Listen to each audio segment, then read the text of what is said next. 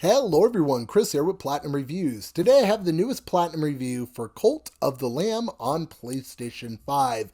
If you're not familiar with my channel, Platinum Review is where I platinum the game, I get all the trophies, and then I review it. I do regular reviews as well, but these are more fuller reviews. I actually type everything out and go off the script. Super cool stuff, right? So this is the Platinum review for Cult of the Lamb. Let's get right into it. There is truly something special and unique about Cult of the Lamb. It's not an easy task to merge concepts of multiple games into one, and every concept works so perfectly together. In Cult of the Lamb, you play as Bilbo Lambsbury. The lamb doesn't actually have a real name, but he deserves one, so that's it. Your task is simple enough. Create a cult. Who hasn't wanted to create a cult before, am I right? The game introduces you to basic mechanics like getting followers, taking care of those followers, and dungeon runs. Think Animal Crossing, but mixed with Binding of Isaac. And you have Cult of the Lamb. From there, the world is yours to convert. My cult, Platinum Reviews, would thrive, but only because I was its fearless leader. The story of Cult of the Lamb sees Bilbo Lambsbury gain godly powers from a dark force that is wanting out of his imprisonment. To assist in his escape from capture, you must kill the four evil forces guarding the four realms. The story is overall enjoyable in parts, however, it's a tad short. I also felt like some of the story elements felt like they weren't really needed. You get about 10 to 15 minutes in story in total for the whole game. So like I said, it's fairly short. But this game really isn't meant to be story driven or anything like that. It's more about the gameplay. And boy, let me tell you, this game has some gameplay worth talking about. Now, like I said earlier, there are a few key components of Cult of the Lamb, one of them being dungeon runs. Now, these dungeon runs, there are about 4 different areas that you can go and explore, and in them, you're defeating the boss at the end. You collect things along the way, like things like lumber and food for your people and new followers. You collect things along the way, but you're going out on these runs. Each of these realms or dungeons that you're exploring are actually pretty similar in design, with only real changes being the background and the enemies. These dungeons are also randomly generated, with you choosing your path to the boss, giving you the choices that you want within these random runs. I enjoyed the game giving you these choices like this because it allowed me to prioritize certain needs in my runs. Was I running low on food? Well, I can take a path that allows me to gather berries. Did I need a new follower? Well, this path over here allows for me to get a new one. It was nice getting the choice in an otherwise random system. When you get back to your cult, you not only have to manage their hunger and the faith in the cult, but you also need to focus on growing your cult. The stronger your cult, the stronger you get, unlocking new abilities and objects to keep your cult happy. You can also go into the church to make crucial decisions to shape your cult. Want everyone to be down with cannibalism? Well, you're in luck.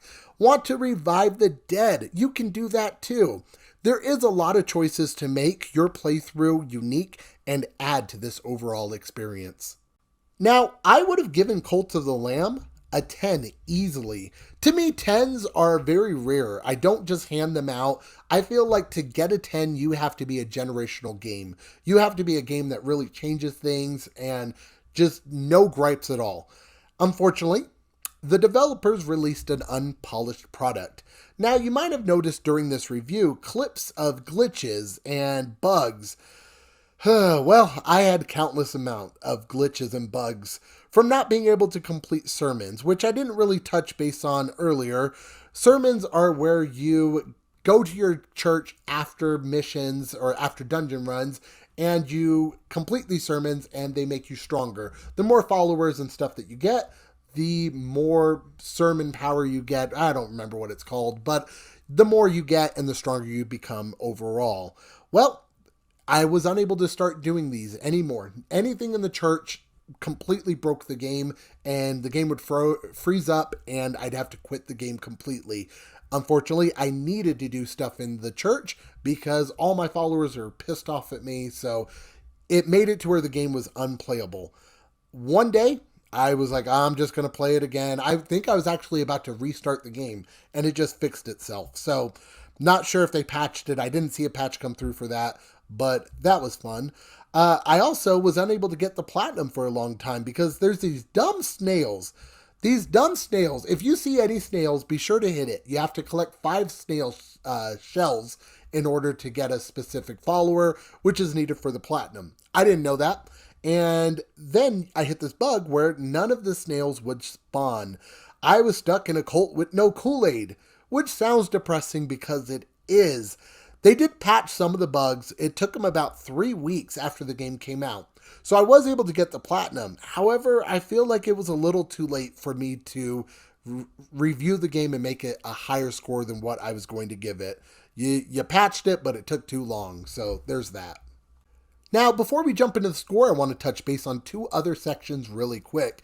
Music and the graphics. With the music, it was okay. I felt like it was the same song on repeat. Early on, I liked it, but after about 20 to 30 hours, it got old very quickly. And graphics. The game is adorable. If you haven't noticed that by now, oh my gosh, this game is so cute. The whole time I was playing, I was just like, oh my gosh, I can't handle it. It was adorable. And even moments where you're like, oh, this is supposed to be sick and demonic, like me sacrificing someone, it was still adorable. How is sacrificing someone adorable? Well, that's the power of Cult of the Lamb. The lamb itself is just the cutest thing in the world, and they actually released a plushie that you could get, but it sold out like almost instantaneously, so that's really depressing. So I'm looking forward to getting it at one point in my life. Hopefully I'll be able to find him, but I don't know if I will be. Now, I did have some other moments that made me chuckle. There's quests that you can pick up from your followers. One of my followers said, hey, we should give blah, blah, blah some poop. Let's make them eat some poop. That would be a funny prank. So I went and I made a poop, bowl of poop, I think is what it's called. And I gave it to the follower. And the follower was like, ugh, and threw up. What was funny about it is then the follower that I got the quest from was actually the person who got the poop. So he wanted the quest where I gave him poop and he thought it'd be a funny prank. What made me laugh about this was the same follower a little bit later wanted the same exact quest. So I don't know if that was a bug or what, but it happened multiple times to where he was making me feed him poop. And I was like, all right, whatever you want to do. That is Cult of the Lamb. Cult of the Lamb is a unique, new, and interesting experience. Not to mention an adorable one at that. I really enjoyed Cult of the Lamb, but unfortunately, due to the unpolished game at the time of me beating the game and playing it, it's hard for me to give it the score that it deserved. Cult of the Lamb is an 8 out of 10. I think it's a great game, and you might notice some differentiating between different reviews if you watch other ones, just because some people got other glitches that other people didn't. I know somebody who they're screwed at getting the platinum. They're going to have to restart the game. So there is definitely issues with this game, and I want to say they fixed them all, but just in case, be warned going into it, you might run into some glitches. As far as the platinum is concerned, it takes about 20 to 30 hours to platinum. There is one missable trophy that I remember. I don't think there's any other ones, and it involves the mini game. It's a game of dice. I can't remember the name of the game, but all I can really say with that, without spoiling anything, is be sure to do the game as you go along.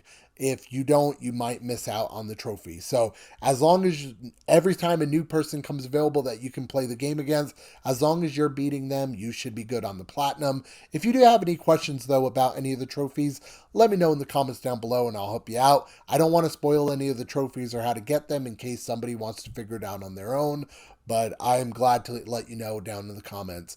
Also, if you have any questions about the game, let me know and I'll help you out or answer any questions you got. This has been Chris with Platinum Reviews, and this is the Cult of the Lamb Platinum Review. Thank you all so much for watching. As always, you guys have a great rest of your day, and keep getting those trophies. I'll catch you guys in the next video.